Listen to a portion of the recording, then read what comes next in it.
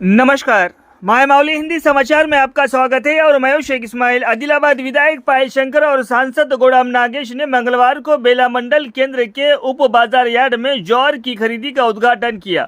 किसानों ने अपनी ज्वार की फसल बेचने के सुझाव का सम्मान भी किया और खरीदी शुरू कर दी। इस अवसर पर आयोजित सभा में बोलते हुए उन्होंने कहा है कि राज्य सरकार ने धान के लिए 250 रुपये समर्थन मूल्य निर्धारित किया है। उन्होंने कहा है कि 3,371 रुपये प्रति क्विंटल का समर्थन मूल्य दिया गया है। ये सुझाव दिया गया है कि किसान प्रति एकड़ 14 क्विंटल बेच सकते हैं। ये सुझाव भी दिया गया है कि राज्य सरकार किसानों पर हर फसल खरीदने के लिए दबाव बनाती रहेंगी ताकि फसल उगाने वाले किसी भी व्यक्ति को अपनी फसल न खोनी पड़े। कार्यक्रम में market committee chairman Ashok, vice chairman Vilas Patel, PSC chairman Jitendra व बालचंद्र नेता संजय गुंडावार, फैजुल्ला खान, इंद्रशेखर, राकेश, नवीन, रामू, कृषि मंडी अधिकारी व अन्य शामिल हुए।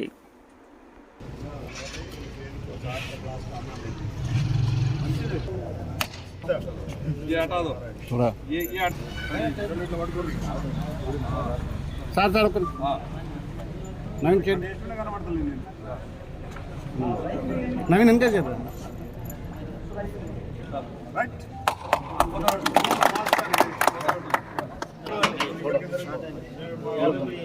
अरे जरूर मना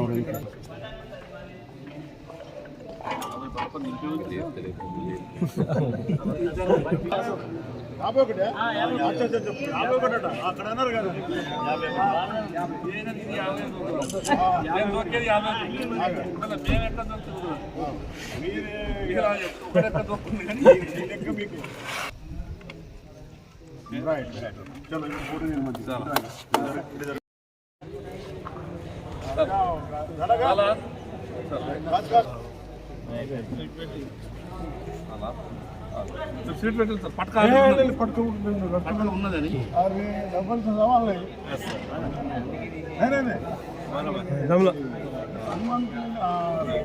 ओके और तेलंगाना मराठी अन्य असते सर मराठी तेलुगु రెండే వస్తాయి किती क्विंटल होते किती क्विंटल होते మార్కెట్లో మద్దతు ధర లేని సమయంలో ప్రభుత్వాలు రైతుల దగ్గరికి వెళ్ళి కొనుగోలు చేయాల్సినటువంటి బాధ్యత ఉంటుంది। ఆ బాధ్యతలో భాగంగా ఈరోజు గతంలో కేంద్ర ప్రభుత్వం పత్తి కొనుగోలు అయితే దాని తర్వాత కందుల కొనుగోలు, ఈసారి జొన్నల పంటల కొనుగోలు। అదృష్టం కొద్దీ ఈసారి రైతులకు ఎకరానికి దాదాపు 20 క్వింటాల జొన్నలు వచ్చినాయి। చాలామంది రైతులు ఆందోళన వ్యక్తం చేశారు, ప్రభుత్వం కింద కొనుక్కుంటే మేము జొన్నలు మార్కెట్లో బాగా తక్కువ ధరకు అమ్ముకోవాల్సిన పరిస్థితి వస్తాయి। ఆ విషయాన్ని నేను పోయినటువంటి శాసనసభ సమావేశాల్లో కానీ ప్రత్యక్షంగా వ్యవసాయ శాఖ మంత్రికి, రాష్ట్ర ముఖ్యమంత్రి గారికి, ఈ జిల్లా ఇన్ఛార్జ్ మంత్రికి అనేక సందర్భాల్లో ఈ విషయాలను చెప్పి ఒక దశలో వ్యవసాయ శాఖ మంత్రి గారు ప్రభుత్వానికి ఆర్థిక ఇబ్బంది ఉన్నది, ఈ పంట కొనుగోలు చేయడం వల్ల మేము తిరిగి అమ్మితే 50% నష్టపోవాల్సి వస్తున్నదంటే ప్రభుత్వం నష్టపోయినా పర్వాలేదు రైతుల దగ్గరికి వెళ్ళి జొన్న పంట కొనాల్సిందే అని మరి గౌరవ వ్యవసాయ శాఖ మంత్రి గారు చెప్పినటువంటి సందర్భంలో 12 క్వింటాలు గతంలో ఉంటే దాన్ని 14 క్వింటాలుగా చేయడం, 8.5 క్వింటాలు మొదలుగా ఆదేశాలు ఇచ్చి దాని తర్వాత 14 క్వింటాలకు మరి కొనుగోలు చేయాలని చెప్పడం, వారికి రైతుల తరఫున ప్రభుత్వానికి ప్రత్యేకంగా ధన్యవాదాలు తెలియజేస్తాను। ఈ 14 కాకుండా నేనైతే వ్యవసాయ శాఖ మంత్రి గారిని 20 క్వింటాలు కావాలా, ఇంకొక 4 క్వింటాలు పెంచమని అడిగినా, కానీ ఈ 14 క్వింటాలు అయిపోయిన తర్వాత మళ్ళీ అవకాశం ఉంటే ప్రయత్నం చేస్తానన్నాడు। सभी बेला मंडल के किसानों ने आज कम से कम एकड़ को 20 क्विंटल जवारी आ रहा है और अभी सरकार की तरफ से 14 क्विंटल खरीदने का जो निर्णय हुआ है, मैं तो सरकार से यही पूछा था 20 क्विंटल कम से कम खरीदना चाहिए। अभी हर किसान को एकड़ को 20 क्विंटल अभी जवार आ रहा है, तो सरकार की तरफ से भी जवाब आया है।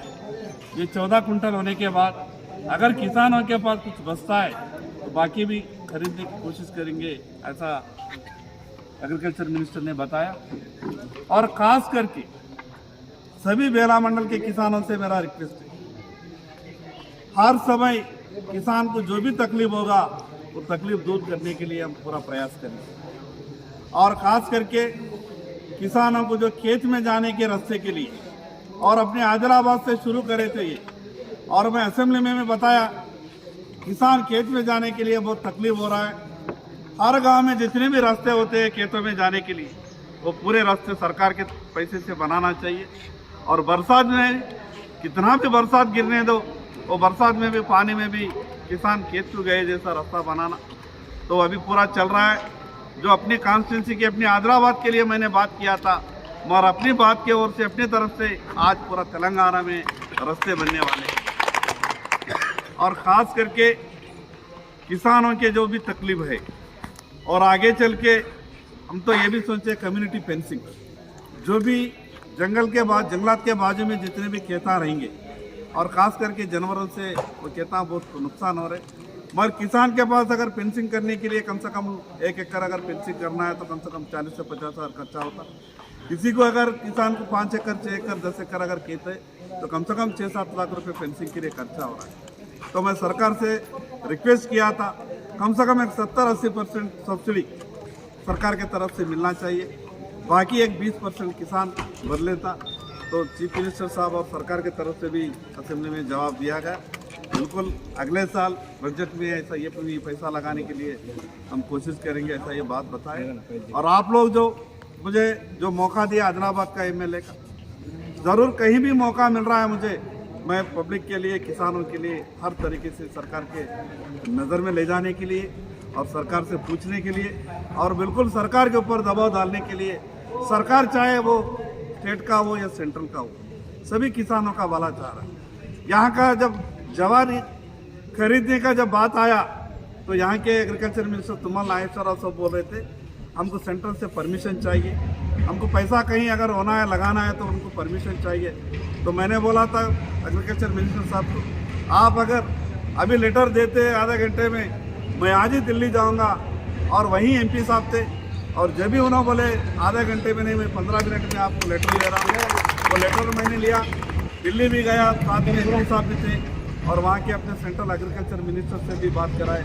जितना भी आप लोग जवार खरीदना चाहते हैं हर तरीके से हमारा मदद रहेगा। ये सेंट्रल मिनिस्टर साहब स्टेट मिनिस्टर का जो दिया है, तो आदमी जीतने के बाद, तो लीडर जीतने के बाद ये वहाँ का पार्टी यहाँ का पार्टी वो पार्टी पब्लिक के लिए काम करना है। ये पार्टियों के बीच में ये चर्चा करते रहना है।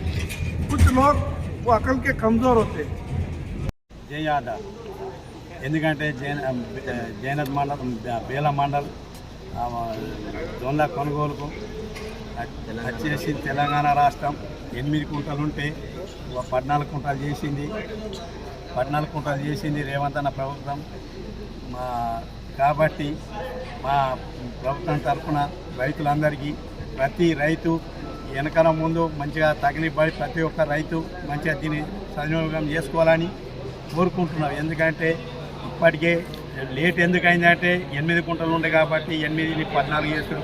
మా మంత్రివర్గుల దగ్గరికి శ్రీనన్న వ్యవసాయ శాఖ మంత్రి దగ్గరికి మా సంజయ్ శ్రీనివాస్ రెడ్డి అందరూ తిరిగి తగిలిపడి 14 కుంటలు తీసుకొచ్చి మొన్న ఏదైతే వ్యవసాయ ప్రోగ్రాం ఉండేనో ఆ రోజు బోయడ్ సాబ్ చెప్పడం జరిగింది।